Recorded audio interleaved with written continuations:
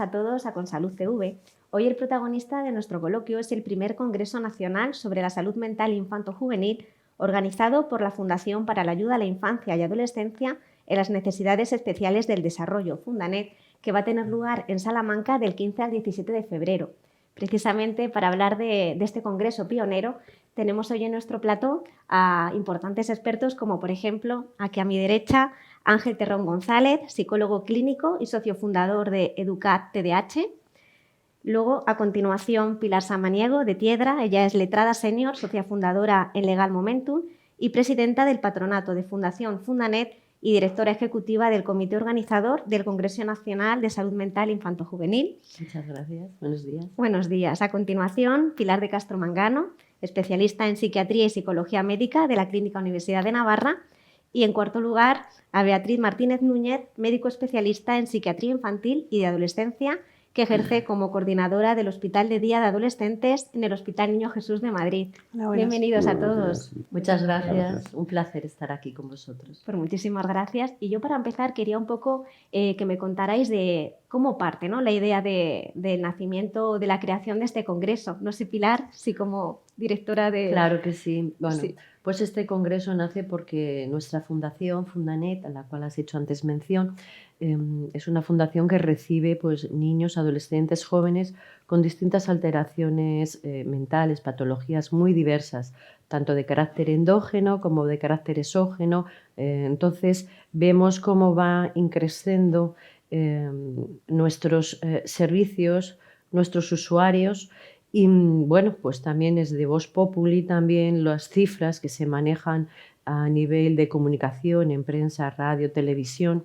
Hace poco también a finales de diciembre se han publicado las cifras del Instituto Nacional de Estadística sobre tema de suicidio, de incremento de problemas de ansiedad, de estrés, de depresión. Todo esto va concatenado, ¿no? Y desde luego, tras la desgraciada pandemia, pues es que los indicadores han aumentado de forma muy exponencial.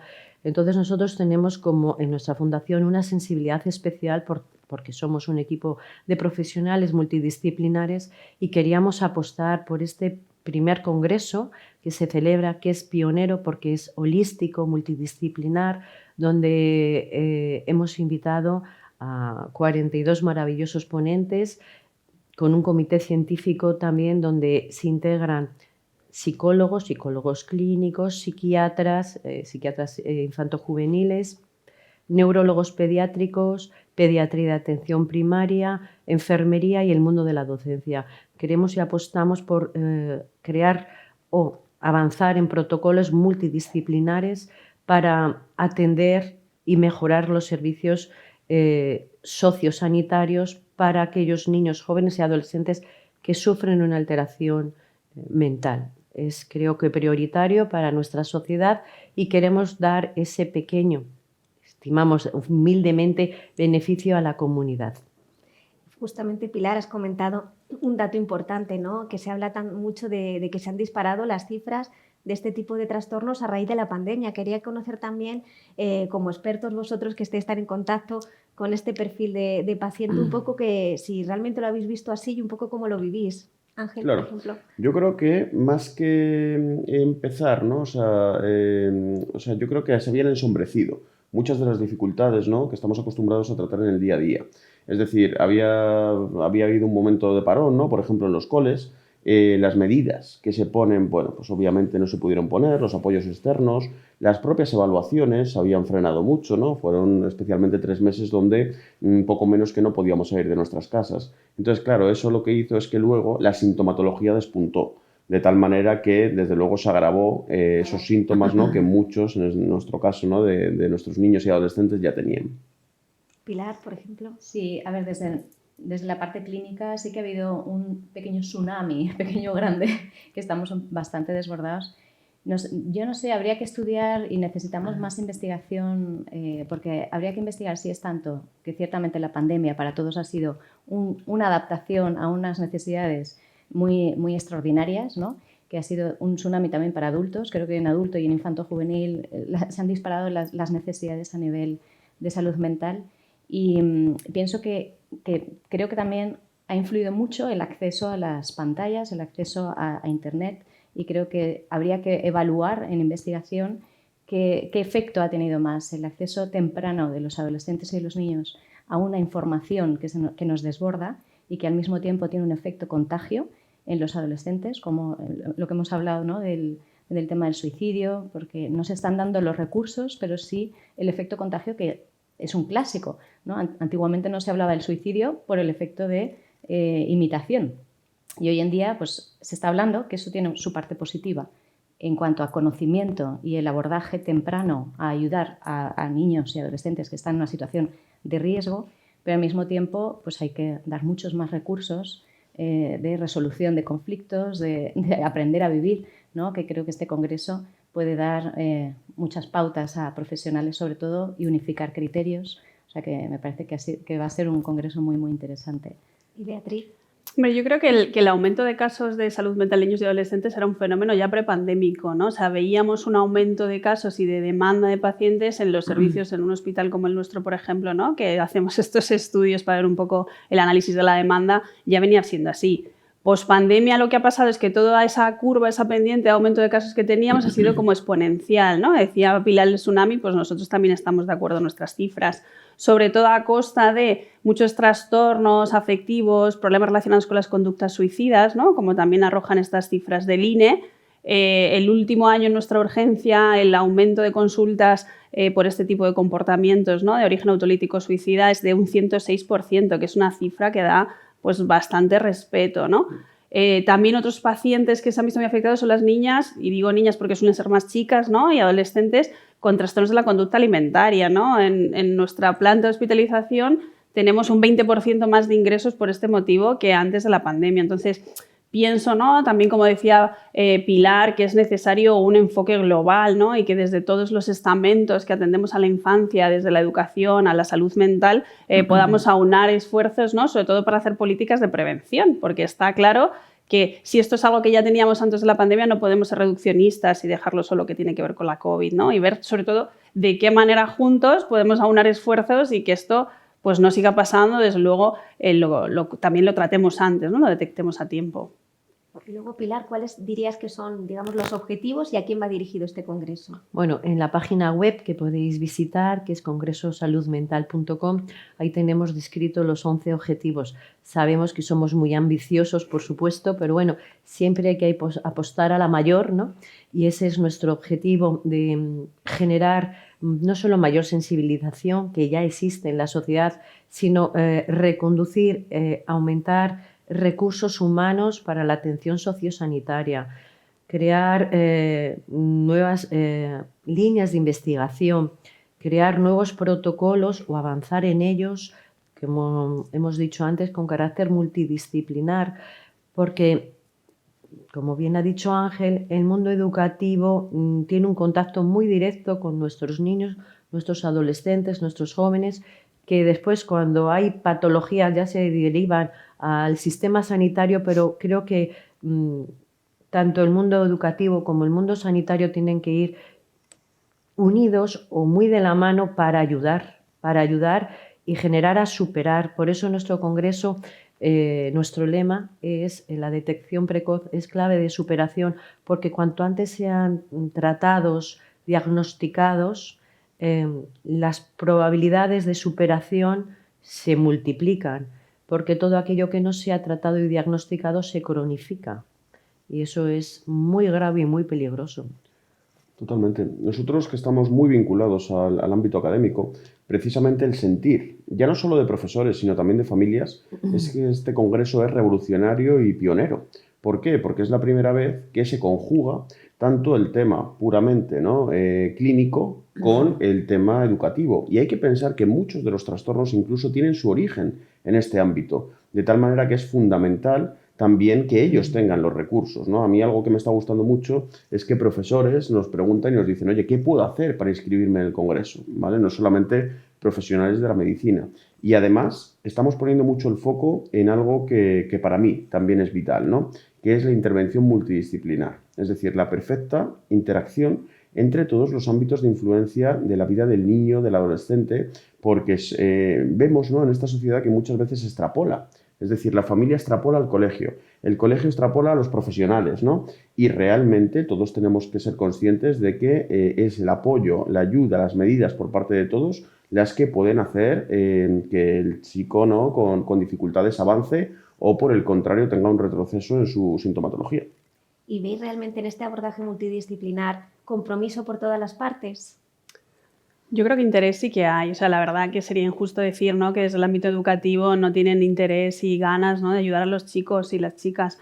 Yo pienso que a veces también lo que tienen es mucho desconocimiento, porque claro, ellos en su formación integral de grado pues no tienen una formación, valga la redundancia, para poder atender a estos aspectos relacionados con la salud mental, y a veces les faltan muchas herramientas que son suplidas mediante protocolos que a veces tampoco tienen un consenso pues, con los ámbitos de actuación clínica, ¿no? Entonces yo pienso que sí que sería interesante, aparte de este interés, que yo creo que esto ya está germinado, ¿no?, y que hemos plantado esta semilla para que entre todos podamos ir creciendo y ayudando a nuestros chicos, al final necesitamos que haya un consenso también a nivel institucional, es decir, que se reúnan las instituciones relacionadas con educación y relacionadas con sanidad en el ámbito de la salud mental para hacer protocolos con sentido, porque si no, al final estamos en líneas que parece que van en paralelo y tenemos que integrarlas, ¿no? Igual que sí que tenemos claro, y yo creo que eso nadie lo duda, que no hay niños solo y que hay que trabajar con las familias de nuestros pacientes, hay que trabajar con los colegios porque la mitad del día los chicos y las chicas están en el colegio. Entonces no tiene sentido que no hagamos un abordaje también desde ahí. Y me planteo incluso más cuántas consultas y cuánta atención clínica ahorraríamos si estos profesionales de la educación estuvieran más capacitados para poder dar un espacio de escucha, ¿no?, y de reflexión a nuestros jóvenes. Entonces yo creo que es imprescindible, y de ahí la importancia también de esta perspectiva del Congreso, ¿no? Esta es justo la demanda de los profesores. Ayer mismo tuvimos oportunidad de estar en un colegio de Barcelona y nos decían, falta que se clarifiquen los protocolos. Nosotros, ellos nos contaban, ¿no?, que hay una ley, por ejemplo, de medidas no significativas, pero son medidas que luego lo que no se plantea es la aplicación que ellos como profesores tienen que tener en el aula. Y es justamente lo que comentaba Beatriz, ¿no?, el sentir de los profesores. Y yo no sé. Sí, yo quería añadir, es verdad que lo que nos une a todos es que queremos el bien de los niños, ¿no?, y el bien de las familias, y que repercute todo eso en beneficio nuestro, porque estamos desbordados y no llegamos, ¿no? Entonces, si se hace un abordaje de prevención, que el Congreso tiene el éxito está en la prevención, en educar bien, formar bien a las familias y saber lo que funciona. Entonces, es cierto que estamos todos unidos en el objetivo, pero en la forma quizás nos falta estar de acuerdo, ¿no?, y no entrar en competencias que a veces perjudican al final al niño y a las familias, ¿no? Entonces hay que ir a lo que funciona, ¿no?, sin miedo y formando, quitando un poco el estigma que ya se está trabajando en estos últimos años, ¿no? Se está quitando el estigma de lo que es la enfermedad mental, cuando en el fondo es un desarrollo del cerebro, que es un órgano más como el corazón, y a veces no le hacemos caso por miedo, porque pensamos, hay muchas interpretaciones a ese acceso a un desarrollo normal o madurativo del niño, ¿no? Entonces, es fundamental que estemos todos unidos, que haya un conocimiento con una base sólida científica, robusta, ¿no?, y que permita, oye, ¿qué es lo que funciona? ¿Qué es lo que va bien? ¿No? Porque cada maestrillo tiene su librillo, pero vamos a ver qué maestros son los verdaderos, ¿no?, o los que nos ayudan realmente para quitar miedos, porque nos peleamos, ¿no?, ¿verdad? Con Ángel trabajo mucho con la necesidad o no de la medicación. Hay muchos miedos, entonces hay que funcionar con cabeza, no con miedos o con el corazón. Entonces pienso, hay que funcionar también con el corazón, obviamente, ¿no?, pero pienso que este congreso puede ayudar a clarificar, ¿no?, a perder un poco miedos y ver qué es lo que va bien para los niños. Y en el abordaje, ¿cuáles consideráis que son los retos más urgentes en los que se debería trabajar? Pues está claro que el tener profesionales, ¿no? Porque es verdad que en salud mental no tenemos como los cirujanos, ¿no? Un robot Da Vinci o estas cosas que tienen tecnológicas, la última resonancia magnética, más, ¿no?, de más definición. O sea, al final, en salud mental el capital es humano. Entonces necesitamos profesionales primero bien capacitados, que yo creo que eso es una suerte, ¿no?, que por fin en España por primera vez se aprueba el que exista una especialidad, ¿no?, de capacitación de psiquiatría infanto-juvenil. Ahora queda que se pongan las pilas con la psicología clínica, que yo creo que no tiene sentido que eso no se vaya a hacer, ¿no? Y luego que seamos suficientes, porque claro, si al final los servicios están limitados en capital humano, pues es un problema, porque no vas a poder atender a esa demanda de pacientes que consultan, porque claro, yo, como Pilar dice, ¿no?, apuntamos en la lucha contra el estigma y en animar a la gente a que vaya a terapia, a que acuda, a que pida ayuda, pero si luego, después de que has animado a la gente que pide ayuda, no va a haber alguien que reciba, ¿no? Y de esa ayuda, al final es un engaño y de hecho es hasta peor, porque dices, bueno, estamos haciendo, ¿no?, una visibilización de campañas contra el suicidio, de el teléfono del suicidio no nacional, que también lo tenemos desde el año pasado, pero luego no hay personas suficientes, psicólogos y psiquiatras para atender a esta población, pues es una frustración mucho más grande, ¿no? Entonces, eso es lo primero. Yo creo que necesitamos capital humano y suficientemente formado, con cabeza, como decía Pilar.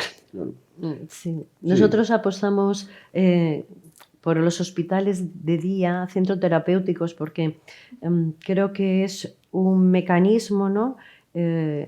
Con lo cual, ya no, como bien decía Pilar, de la estigmatización, sacarlo del ámbito hospitalario y dar una atención mucho más directa y comunitaria. Y sobre todo también hay que hacer referencia a los falsos mitos que hay en nuestra sociedad instaurados. Por ser niños, una cosa es que nazcas con una alteración cromosómica o de carácter genético que te da pues, un niño con autismo o con algunas muy diferentes patologías. Y otros que después un niño sano pueda generar, claro, patologías mentales. Y tanto como han dicho la Organización Mundial de la Salud, un porcentaje muy alto, más de un 20% o 30%, se genera antes de los 15 años. Por lo tanto, hay que invertir, como bien decía Beatriz, en recursos humanos que son clave para hacer una atención mucho más directa, eficaz y rápida. Justo. Yo añadiría visibilizar sin estigmatizar, pero realmente cuando algo se conoce ya se le va perdiendo el miedo.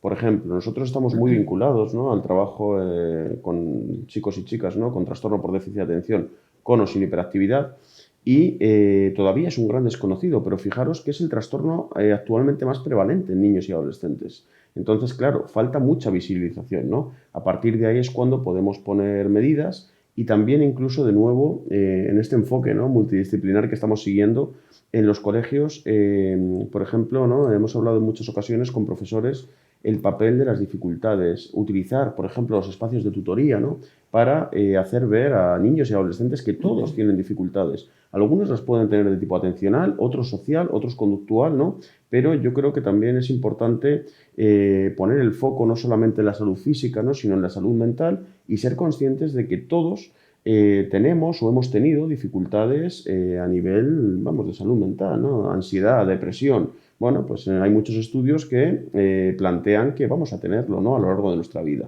Entonces es importante que desde pequeñitos también concienciemos, ¿no?, a nuestros chicos de que esto es una realidad.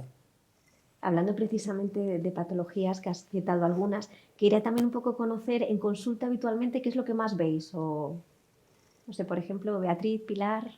Pues a ver, sí, como apuntábamos un poco antes, ¿no? Pues es verdad que los trastornos del neurodesarrollo son trastornos, pues específicamente del TDAH, ¿no?, hasta el 7% en la edad escolar, con lo cual va a copar, ¿no?, un gran número de estas consultas.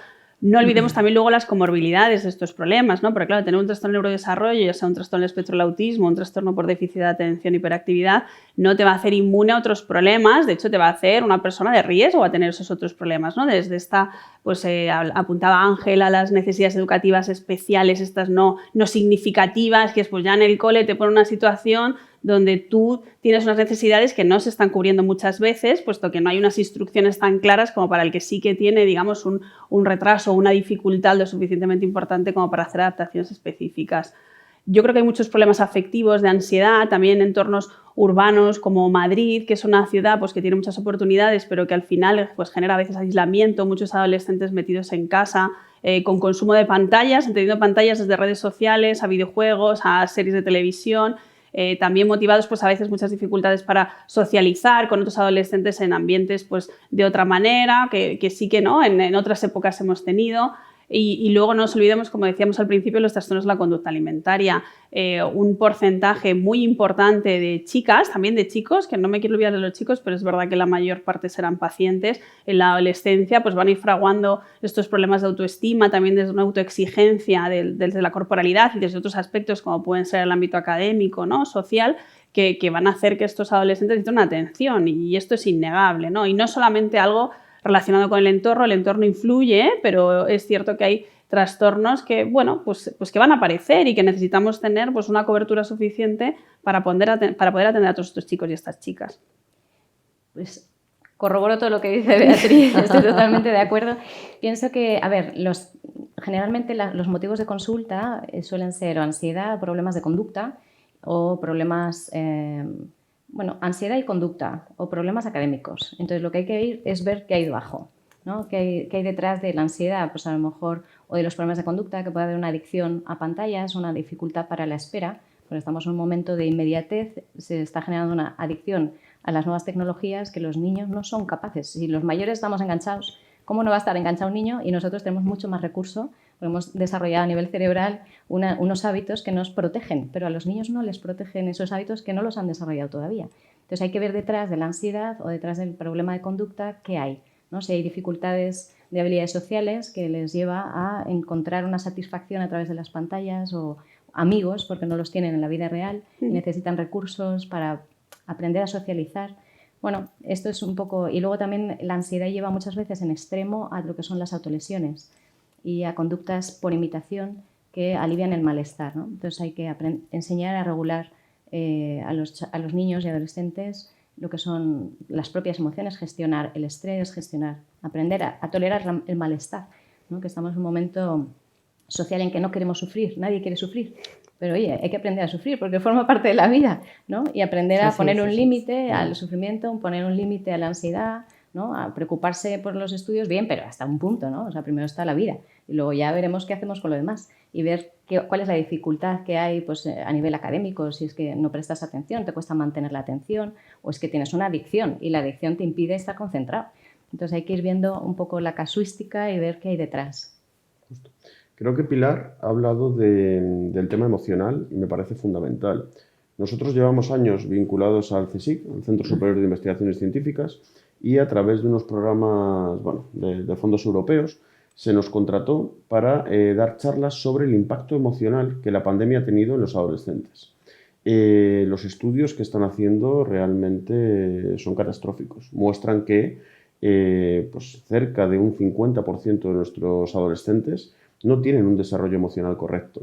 Y claro, nos creemos que el desarrollo emocional es solamente el saber gestionar las emociones, pero en muchas ocasiones no saben reconocerlas ni saben expresarlas o incluso les faltan figuras de referencia, ¿no? Cuando hablamos con ellos nos dicen, bueno, no es que yo sea muy introvertido a nivel emocional, no es que yo no quiera expresar cómo me siento, es que en ocasiones no tengo con quién, ¿no? Que ahí de nuevo el foco en tener profesionales, ¿no? Y recursos suficientes como para poder llegar a estos adolescentes que realmente no lo están pasando nada bien.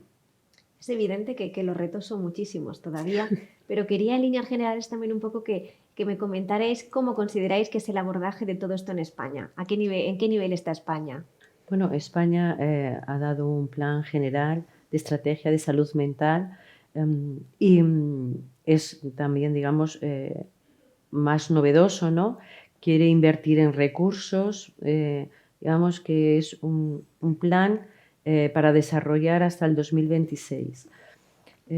Y claro, en ese plan estamos toda la sociedad española y se apuesta, claro que se apuesta, y por eso nosotros este congreso, para seguir apostando, reforzando y poniendo nuestro mínimo granito de arena, creo que abordarlo con serenidad, con una mayor seguridad y crear, como hemos dicho antes, más y mejores protocolos multidisciplinares. La sociedad va avanzando, nosotros todos con ella, entonces no podemos pedir o exigir a los más vulnerables, que es la población infanto-juvenil, que se comporte o que no haga cuando, claro, como bien decía Ángel, las referencias también, nosotros como adultos, pues también fallamos. Por tanto, hay que ser comprometidos porque es que nuestro futuro son ellos. Así es. Totalmente.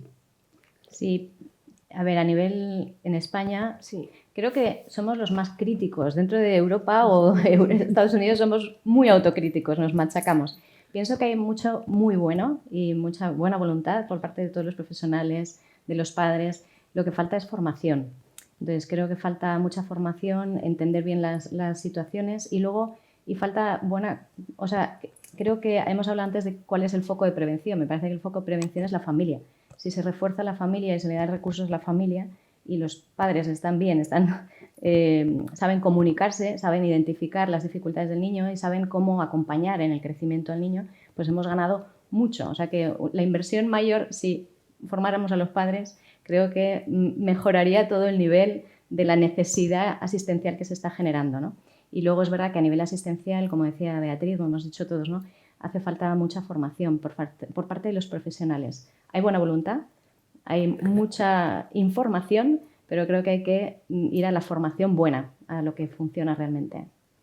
Yo creo que ayudar a las familias también, ¿no? O sea, recursos sociales, porque claro, nosotros estamos diciendo, ¿no? Y ahora que hay tantas incluso canales y redes de crianza y demás, ¿no? Que hay que estar con los hijos, que hay que acompañar a los hijos, pero luego muchas veces tenemos horarios y ritmos laborales que hacen que tú llegues a tu casa a las 10 de la noche, ¿no? Entonces es muy difícil hacer ese acompañamiento por mucho que tú trabajes con las familias si luego no pueden estar, ¿no? Entonces yo sí que creo que tenemos que hacer una reflexión de las medidas sociales que necesitamos de cara a la conciliación, ¿no? A ayudar a estas mamás, a cuánto tiempo uno debe estar acompañando a sus hijos y a sus hijas en los primeros días, en los primeros años de vida que son tan vitales para poder construir, ¿no? Lo que decía Ángel de la educación emocional, el poder tener esas figuras de referencia. O sea, qué mejor referencia que la que tienes en tu casa, ¿no? Entonces, al final, tener profesionales externos, por supuesto, ¿no? E insistimos en que necesitamos capital humano, pero también necesitamos esas familias ahí. Entonces, yo creo que eso también es una de las cosas que, ¿no? En todas estas políticas que ahora se hablan en relación a la salud mental, que no puede faltar. O sea, no puede faltar que las familias puedan estar. Justo.